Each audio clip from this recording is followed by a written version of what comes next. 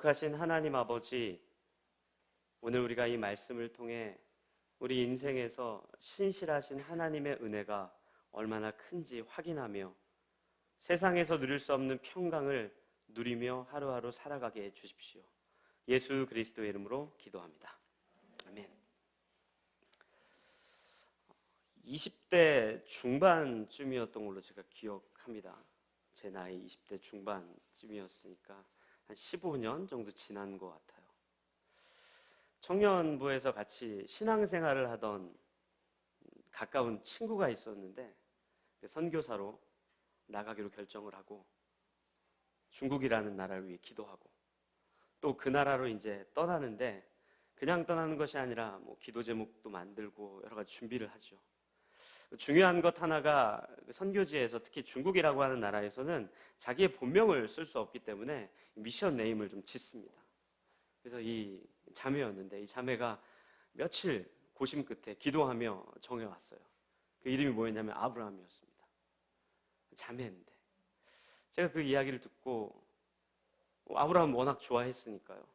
그리고 집에 들어가서 이렇게 아브라함이 기록되어 있는 본문들을 쭉 살펴보다가 한 3일쯤 지났나요? 그 자매한테 청년부 모임 때 아브라함 안 하면 안 되겠냐 이렇게 이야기를 했어요. 왜 그런가 하면 여러분들 자세히 성경을 보시면 아브라함의 삶이 굉장히 어렵습니다. 우리는 한 단어만 보이죠. 거부가 되었더라, 가진 것이 많았더라, 뭐 이런 내용만 보이는데 사실은 창세기 12장에서 하나님께서 아브라함을 부르신 이후에 그의 삶을 이렇게 시간별로 한번 나눠보면 굉장히 어려운 시간들을 보내요. 가장 먼저 이 아브라함이 하나님의 부르심을 받고 갈대아 우르라고 하는 고향을 떠나서 만난 것이 뭐였냐면 기근이었습니다. 먹을 것이 없는 거죠. 분명히 하나님께서 적과 꿀이 흐른 땅으로 너를 데려간다고 이야기했죠. 그런데 처음 만난 게 기근이었어요. 그래서 이동한 것이 어딘가 하면 이집트, 애굽이었습니다. 애굽 땅에 머문 것이 이 아브라함이 첫 번째로 옮겨진 행보였어요. 그런데 그 애굽 땅에서 그냥 하나님의 약속을 신실하게 붙들고 살았는가? 그렇지 않습니다. 창세기 12장, 13장을 보면 아브라함이 애굽으로 옮겨서 첫 번째 한 일이 뭐냐면 거짓말한 거였어요. 우리 식대로 하면 구라친 거죠. 뭐 어떤 거짓말을 합니까? 사랑하는 아내 사라가 자기의 아내가 아니라 누이라고 거짓말합니다. 여러분들 그 배경을 좀 아셔야 되는데 왜 이 아브라함이 거짓말을 할 수밖에 없었는가 하면 그때 당시에 이방인이 애굽 땅에 왔는데 이 아브라함의 아내 사라가 너무나도 아름다웠는지 아리따웠는지 저는 본 적이 없으니까 모르겠지만 이 애굽 땅에 있는 사람이 아브라함에게서 그 아내를 뺏으려고 했던 거예요. 그때 당시에 아내를 그냥 뺏어가려면 그냥 뺏는 게 아니라 먼저 전제돼야 되는 게 있습니다. 남편이 없어야 돼요. 그래서 이집트에 살았던 사람들이 어떻게 생각을 하죠? 저 아브라함을 죽이자. 어차피 이방인이고 힘도 없어 보이고 나이도 꽤 많은 것 같은데 그냥 죽이자. 그리고 저 아내를 뺏어야 되겠다. 그것을 감지했기 때문에 아브라함이 이 아내 사라한테 거짓말한 거예요. 수많은 사람들한테 거짓말을 하게 한 거예요. 당신 만나면 내 아내라고 이야기하지 마십시오. 그럼 누구라고 합니까? 누이라고 하십시오. 그러면 내가 아내를 빼앗길지언정 내 목숨은 유지할 수 있겠다라고 했던 게 이 아브라함의 행보였어요. 그 이후에 네게브라고 하는 지역으로 옮겨서 마주한 사건이 어떤 사건인 줄 아세요? 제가 창세기 12장에서 아브라함이 고향과 친척 아비집을 다 떠나고 갈대아 우르 지역에서 떠났다고 이야기했는데 그때 함께 왔던 가족이 딱 한 명 있습니다. 그 조카 롯이에요. 그런데 그 네게브 지역에서 어떤 일이 생기는가 하면 이 롯의 목자들과 아브라함의 목자들이 갈등을 겪어서 헤어질 수밖에 없는 현실을 마주하는 거죠. 여러분들 한번 생각해 보세요. 하나님의 약속을 신실하게 믿고 떠났는데 만난 것이 기근이고 만난 것이 생명의 위협이고 또 만난 것이 딱 한 명 가족이라고 같이 나왔던 그 조카 롯과 생 이별하게 생겼으니 이 아브라함의 마음이 어떻겠습니까? 하나님의 약속이 귀에 들렸겠습니까? 하나님의 그 신실한 약속이 손에 잡혔겠습니까? 하나님을 신뢰할 수 있었겠습니까? 불안했겠죠. 두려웠겠죠. 이게 무슨 약속인가? 그냥 내가 갈대아 우르 땅에서 그냥 내가 따르던 우상이나 따를 걸, 내가 만들던 우상의 형상 앞에 절이나 해가지고 복이나 얻어낼 걸, 이게 무슨 생고생이람. 분명히 거기에 이렇게 기록되어 있어요. 내가 너로 하여금 내 이름을 창대하게 할 것이니. 창대해지긴 했겠네요. 갈대아 우르 지역에서. 집 나가면 개고생한 아브라함, 모든 걸 다 잃고 가족과도 헤어진 아브라함, 그것으로 아마 유명해졌을지도 모릅니다. 엎친 데 덮친 격으로 잠시 후에 롯과 이별을 했는데 소식이 들려와요. 어떤 소식인가 하면 이 롯이 소돔이라고 하는 지역에 살고 있었는데 그때 사해 주변의 국가들이 전쟁통에 막 정신 없었을 텐데 이 당신의 조카 롯을 포로로 잡아갔습니다. 이 소식을 들은 거예요. 여러분들이 아브라함이라면 어땠을까요? 하나님 잘 믿었을까요? 저는 단언컨대 하나님 원망했을 겁니다. 하나님 어떻게 나에게 이럴 수 있습니까? 당신이 신실하게 약속을 했는데 어떻게 나에게 이런 일이 한 개도 아니고 두 개도 아니고 여러 번 쭉 반복적으로 이런 일이 일어날 수 있습니까? 아마 저였다면 하나님 신뢰하지 못했을 것 같아요. 하나님 정말 계신 겁니까? 의문했을 수도 있고요. 어찌됐건 아브라함이 그 소식을 듣고 진짜 이제 보세요. 기근 만났죠. 생명의 위험 느꼈죠. 가족과 떨어졌죠. 그 가족이 포로로 잡혀갔다니까 남자를 포로로 잡아갔다면 뻔한 겁니다. 노예 삼다가 그냥 죽이는 것밖에 없어요. 여자는 몸종 삼거나. 이제 모르겠다. 될 대로 되라 그러고 자기 주위에 있던 318명을 데리고 롯을 찾으러 올라갑니다. 그런데 말도 안 되는 일이 일어나죠. 그 318명 겨우 데리고 갔는데 전쟁에서 승리해서 조카를 포로에서 풀려나게 하고 같이 데리고 돌아와요. 그 장면이 창세기 14장에 있거든요. 우리가 그 본문을 한번 잠깐 살펴보겠습니다. 창세기 14장 17절부터 20절입니다. 창세기 14장 17절부터 20절까지의 본문을 제가 여러분들에게 읽어드리겠습니다. 한번 잘 들어보십시오. 아브라함이 그돌라오멜과 그와 함께한 왕들을 쳐 부수고 돌아올 때 소돔 왕이 사회의 골짜기 곧 왕의 골짜기로 나와 그를 영접하였고 살렘 왕 멜기세덱이 떡과 포도주를 가지고 나왔으니 그는 지극히 높으신 하나님의 제사장이었더라. 그가 아브라함에게 축복하여 이르되 천지의 주제이시오 지극히 높으신 하나님이여 아브라함에게 복을 주옵소서. 너희 대적을 내 손에 붙이신 지극히 높으신 하나님을 찬송할지로다 하매 아브라함이 그 얻은 것에서 10분의 1을 멜기세덱에게 주었더라. 아멘. 아브라함이 그 전쟁에서 이기고 돌아오는 길에 누굴 만납니까? 멜기세덱을 만납니다. 제가 여러분들에게 질문할게요. 굉장히 어려운 질문입니다. 멜기세덱이 누굴까요? 멜기세덱이 대체 어떤 사람입니까? 성경에 멜기세덱이 거의 언급이 없습니다. 방금 읽은 이 창세기 14장과 오늘 우리가 묵상해야 될 본문 히브리서 그리고 시편 이게 전부입니다. 심지어 오늘 창세기 방금 읽은 14장에는 멜기세덱에 대한 소개가 딱 한 줄밖에 안 나옵니다. 하나님의 제사장. 그럼 우리는 그냥 생각하죠. 제사장이구나. 그런데 여러분들 가만 생각해 보세요. 이 제사장이라고 하는 제도가 언제 처음 성경에 기록되어 있는가 하면 창세기에는 언급이 없습니다. 이 아브라함 시대에는 제사장이 있었을까요? 기록되어 있지 않아요. 아브라함이 이삭을 낳고 이삭이 야곱을 낳고 야곱이 요셉을 낳고 그 요셉이 이집트의 총리가 되어서 노예 생활을 한 이후에 애굽 땅에서 빠져나와서 출애굽기를 지나서 광야 때 그 제사장에 대한 제도를 쭉 설명하고 있어요. 근데 창세기에 갑자기 제사장이라는 단어가 나오는 거예요. 이상하죠. 범상치 않은 인물입니다. 우리 히브리서 7장으로 다시 한번 좀 넘어가 볼까요? 히브리서 7장에 이 멜기세덱에 대한 소개가 기록되어 있습니다. 2절 제가 읽어드리겠습니다. 히브리서 7장 2절. 아브라함이 모든 것의 10분의 1을 그에게 나누어 주니라. 그 이름을 해석하면 먼저는 의의 왕이요 그 다음은 살렘 왕이니 곧 평강의 왕이요 아버지도 없고 어머니도 없고 족보도 없고 시작한 날도 없고 생명의 끝도 없어 하나님의 아들과 닮아서 항상 제사장으로 있느니라. 아멘. 일단 창세기에 제사장이라고 기록된 것 자체가 논리적으로 앞뒤가 안 맞는 내용이고 이해할 수 없어요. 누군지 모르겠어요. 그리고 또 여기 3절에 무슨 말도 안 되는 이야기가 기록되어 있죠. 아버지가 없대요. 어머니가 없대요. 일찍 사별했으면 일찍 소천했으면 그럴 수 있죠. 아니면 태어나긴 태어났는데 고아로 자랐거나 부모님이 누군지 몰랐다면 이런 고백이 맞을 수 있어요. 그런데 그 다음에 또 이렇게 기록돼요. 족보도 없대요. 근데 제사장이래요. 여러분들 한번 생각해 보십시오. 제사장은 누구든지 할 수 있었던 것이 아닙니다. 이 구약시대의 제사장은요, 제사장 집안에 태어나야 제사장이 되는 거예요. 레위 지파에 속해 있는 사람 가운데 제사장이 되는 것이지 그냥 아무나 되는 게 아니에요. 근데 족보도 없는데 제사장이래요. 그런데 방점을 찍는 게 있죠. 뭐라고 나와 있어요? 시작한 날이 없대요. 출생한 날이 없대요. 그 다음 뭐예요? 생명의 끝도 없대요. 생명이 무한하답니다. 그리고 뭐라 그래요? 하나님의 아들과 닮았다 라고 멜기세덱을 설명하고 있습니다. 다시 질문해 볼까요? 멜기세덱이 대체 누구입니까? 만약에 누군가가 저에게 물어본다면 저는 이렇게 답할 거예요. 모릅니다. 알 수 없습니다. 왜요? 성경에 이것 말고 더 이상 적혀 있지 않아요. 지금까지도 수많은 신학자와 유명한 분들이 이 멜기세덱에 대한 정체를 밝혀보겠다고 여러 자료를 참고하고 심지어 외경까지 그때 당시 역사적인 모든 문헌을 참고해서 몇 가지 결론을 내렸어요. 첫째, 진짜 살렘이라고 하는 지역에 정말 하나님을 신실하게 따르던 제사장이라는 실존 인물이 있었다. 그 다음 뭐예요? 천사다. 그 다음 뭐예요? 이 사람이 하나님이다. 답을 못 내립니다. 왜요? 성경에 기록되어 있지 않기 때문에. 저 역시 답을 못 내리겠어요. 멜기세덱이 누구인지.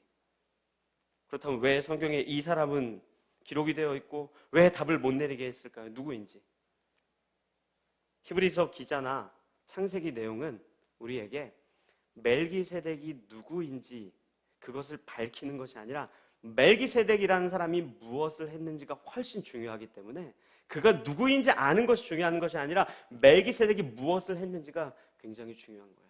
여러분들 한번 다시 생각해 보세요. 아브라함이 전쟁을 치르고 돌아오는 길에 기분이 어땠을까? 이겼으니까 좋았을까요? 말도 안 되는 얘기예요.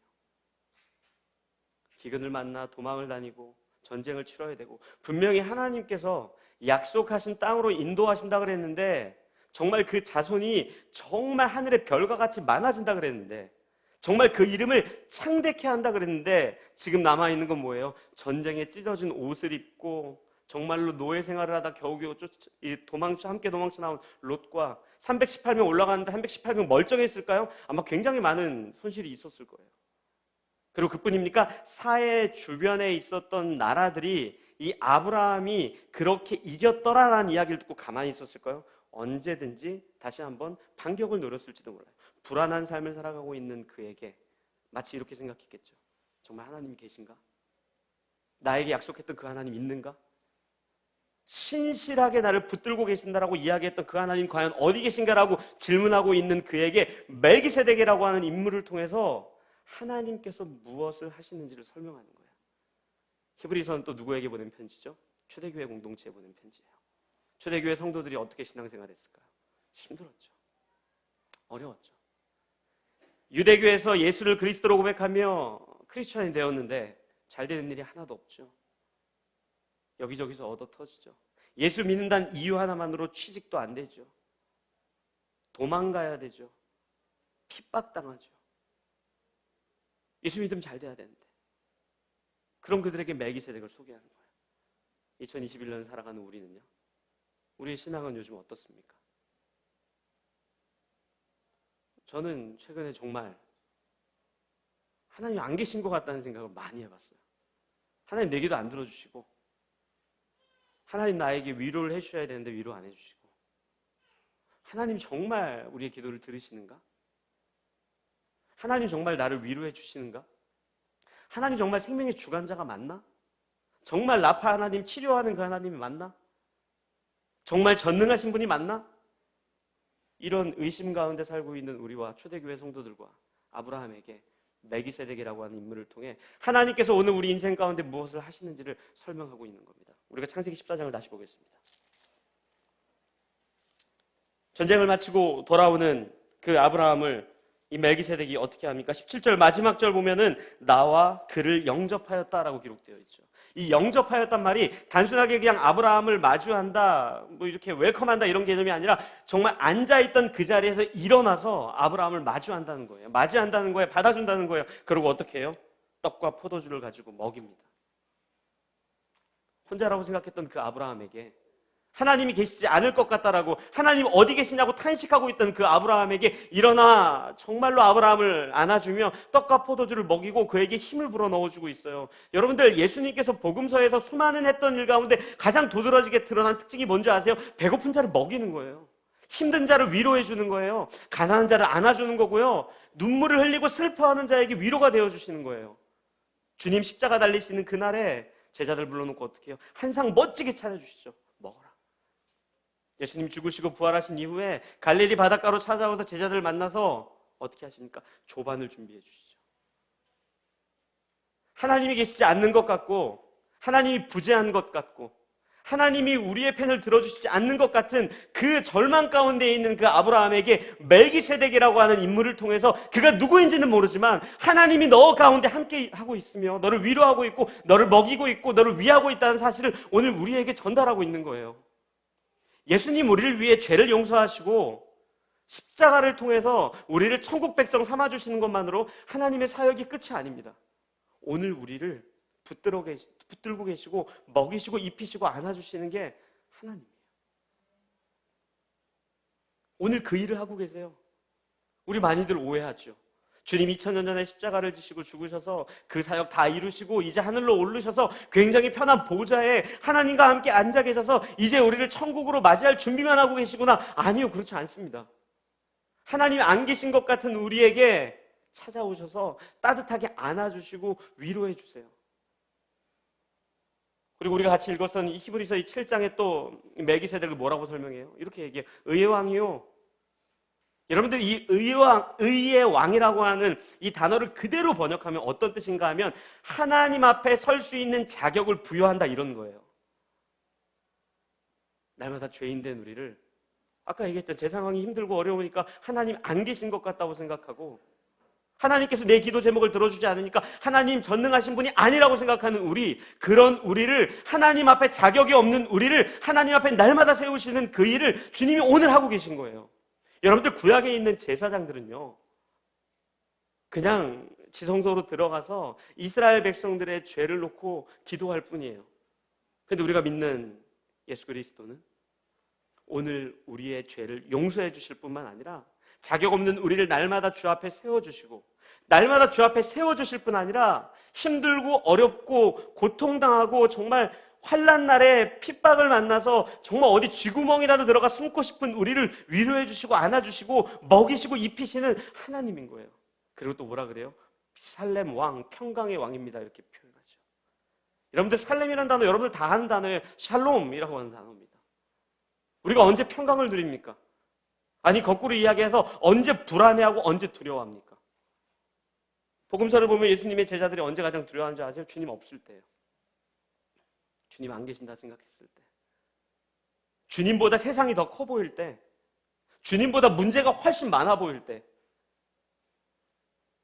아브라함이 그런 생각하지 않았겠어요? 하나님이 약속했는데 하나님 안 계시고 이방 나라의 왕들, 군인들, 애굽의 병사들, 이런 사람들이 훨씬 더 강해 보였을 거라고요. 그때 멜기세덱이라고 하는 사람을 통해서 정말로 평강을 주시는 분이 누구인지, 그 인생 가운데 안 계신 것 같은 하나님이 우리와 동행하고 있다는 사실을 깨닫게 해주시는 거예요. 예수님께서 십자가를 지신 다음 부활하시고 예수님의 제자를 찾아오셔서 처음으로 한 얘기가 뭔지 아세요? 평강이 너희 가운데 있을지어다. 그 요한복음 20장에 있거든요. 그 부분을 제가 여러분들에게 읽어드리겠습니다. 요한복음 20장 19절 20절입니다. 요한복음 20장 19절 20절 잘 들어보십시오. 이날 곧 안식 후 첫날 저녁 때 제자들이 유대인들을 두려워하여 모인 곳에 문들을 닫았더니 예수께서 오사 가운데 서서 이르시되 너희에게 평강이 있을지어다. 이 말씀을 하시고 손과 옆구리를 보이시니 제자들이 주를 보고 기뻐하더라. 아멘. 제자들이 뭐 때문에 기뻐합니까? 평강이 있을지어다, 이 말 가지고는 별로 기뻐하지 않았을 것 같아요. 근데 실제 예수님이 못 박히셨을 때 났던 상처 자국들을 만져보고 정말 주님 맞구나, 주님 우리와 함께 하시는구나, 더 나아가서 뭐예요? 죽으신 그분, 부활하신 전능하신 생명의 주관자 맞구나라는 사실을 인지했을 때 그때 기뻐하는 거예요. 오늘 우리의 인생 속에 때론 아브라함처럼 주님 안 계신 것 같을 때가 정말 많습니다. 기도도 안 이루어지고, 예수 믿으면 문 열 필요도 없이 그냥 자동문으로 촥촥촥 열리고, 계단이 아니라 에스컬레이터가 있고, 오르막길이 아니라 막 내리막길이 있어가지고 정말 편안하게, 또 오르막길 오를 때 에스컬레이터에서 편히 올라가고 엘리베이터 타고 올라가고, 이런 일들이 우리 인생 속에 있어야 되는데 죄송합니다, 제가 은어가 나올 뻔했습니다. 그냥 이렇게 톡 까놓고 얘기해서 그런 일보다는 주님 안 계신 것 같을 때가 훨씬 많죠. 주님 부재한 것 같을 때가 훨씬 많죠. 내 기도 안 들어줄 것 같을 때가 훨씬 많죠. 그때마다 여러분들 오늘 본문을 기억하면서 하나님 우리와 함께하고 있다는 그 사실, 우리에게 평강을 주고 있다는 사실, 배고프고 힘들고 어렵고 환난 날에 정말 어려워하고 있는 우리의 편을 들어주시고 우리와 동행하고 있다는 그 사실을 저는 우리 라이프계 가족들이 잊지 않고 기억하셨으면 좋겠어요. 그래서 이 히브리서 7장 뒷부분에는 그런 내용이 쫙 나와요. 이 유대인들에게 설명하는 거예요. 너희들 레위인으로서 제사장 다 알지? 그럼요, 알죠. 우리 조상인데 왜 모르겠어요. 그러면 레위인이 높냐 아브라함이 높냐, 무슨 그런 질문을 해요. 아브라함이 훨씬 더 어른이죠. 아브라함이 이삭을 낳고 이삭이 야곱을 낳고 야곱이 요셉을 낳고 그래가지고 지파가 형성되고 이랬던, 당연히 아브라함이 훨씬 더 높은 사람이죠. 근데 있잖아, 그 아브라함이 멜기세덱 앞에 고개 숙였어. 그럼 누가 높은 거냐? 멜기세덱이네요. 근데 그 사람은 하나님의 제사장이고 의의 왕이고 평강의 왕이야. 이 설명을 초대교회 공동체와 아브라함과 또 우리에게 전달하면서 하나님의 위로하심과 하나님께서 오늘 우리의 인생 속에 어떻게 일하시는지를 설명하고 있는 거예요. 저는 여러분들 신앙생활 하면서 할 때 정말 혼자라고 느낄 때 있을 거예요. 그때마다 여러분들 절대 혼자가 아니라는 사실 잊지 마십시오. 주님 우리를 오늘도 위하세요. 힘들고 어려울 때 우리에게 도움을 주세요. 주님 안 계신 것 같을 때 그건 우리가 생각이죠. 주님 우리와 함께하고 계세요. 정말로 막다른 골목이나 낭떠러지 앞에 서 있을 때, 아브라함이 이제 될 대로 되라는 식으로 있을 때 멜기세덱이라고 하는 인물을 통해서 하나님이 너와 함께하고 있어. 난 너를 맞이해 줄 거야. 너를 먹일 거야. 너와 함께할 거야. 초대교회 성도들 유대교로 다시 돌아갈까? 아니 이방 종교로 다시 돌아갈까? 아니 교회는 무슨 교회야? 아유 크리스천 무슨 크리스천이야? 이 말이 돼? 라고 하는 그때 이 히브리서 기자가 멜기세덱이라는 인물을 통해서 정말로 하나님께서 우리 인생 속에 어떻게 찾아오셔서 평강을 주시는지, 어떻게 위로하시는지 그 은혜를 라이프계 가족들이 함께 경험하며 함께 고백했으면 좋겠습니다. 우리가 마지막으로 이 창세기 14장에 한 구절만 좀 더 봤으면 좋겠습니다. 19절, 20절입니다. 창세기 14장 19절, 20절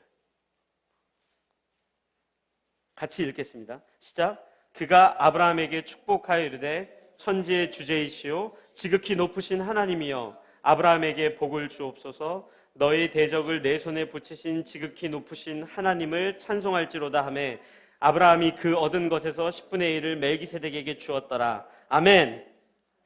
그러니 11조 내야 된다 이런 얘기 하려는 건 아니고요. 그 바로 앞에 뭐라고 나오냐면 이렇게 얘기해요. 전쟁에서 이기고 돌아오니까 이 멜기세덱이 아브라함에게 뭐라 그럽니까? 어렵게 적혀있는데 쉽게 얘기하면 이거예요. 너 전쟁에서 이긴 거 하나님께서 그 전쟁 하나님 손에 붙였기 때문이야. 네 실력대로 이긴 거 아니야. 마지막으로 우리 인생 속에서 하나님께서 늘 말씀하시는 게 뭡니까? 우리의 힘이나 우리의 능력이나 우리가 갖고 있는 실력이 아니라 하나님께서 우리의 인생을 붙들고 섭리하고 인도하고 계시다는 사실을 깨닫게 해주시는 거예요. 우리의 인생이요, 우리 손에 달려있지 않습니다. 우리의 실력에 달려있지 않습니다. 우리의 환경이나 우리의 조건에 달려있지 않습니다.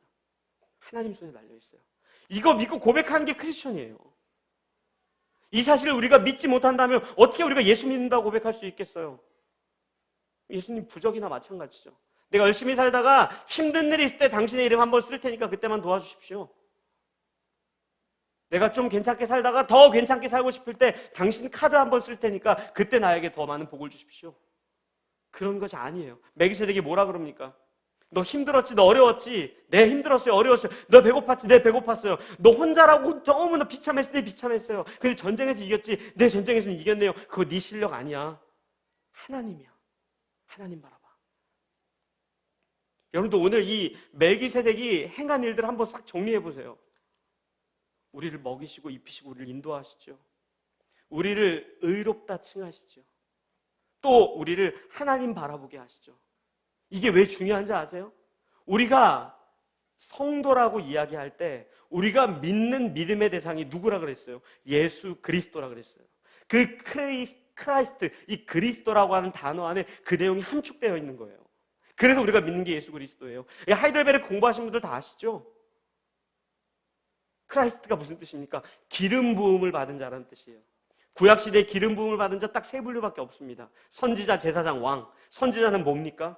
하나님의 말씀 앞에 서서 하나님이 우리와 함께하고 있음을 깨닫게 해주시고 하나님이 우리 가운데 동행하고 있음을 알게 해주시죠. 제사장은 어떤 사람이에요? 죄인된 우리를 의롭다 여기시며 죄인된 우리를 하나님 앞에 세우며 죄인된 우리를 하나님의 백성답게 살게 하는 거죠. 왕은 뭡니까? 선한 왕은 뭡니까? 폭군이 아니라 선한 왕은 어떤 왕입니까? 배고픈 백성들을 돌아보고 홀로 있는 백성들을 안아주고 어디로 가야 될지 모르는 백성들을 바르게 인도하는 게 그게 우리가 믿고 고백하는 예수 그리스도예요. 여러분들 멜기세덱이 누구인지 중요하지 않아요. 실존 인물인지 아닌지 중요하지 않습니다. 하지만 멜기세덱이 아브라함을 찾아 위로했던 거 기억하십시오. 오늘 히브리서 기자가 이 멜기세덱을 통해서 초대교회 성도들을 위로했던 것 여러분들 기억하십시오.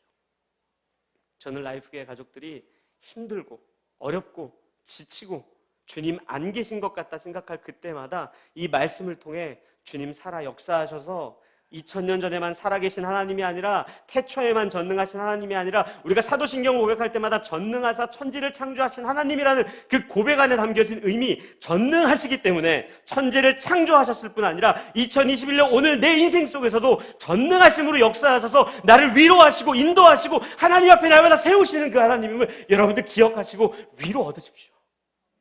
그게 교회입니다. 이 시간 우리가 그렇게 주 앞에 은혜를 구하면서 같이 기도했으면 좋겠어요. 주님, 참 힘듭니다.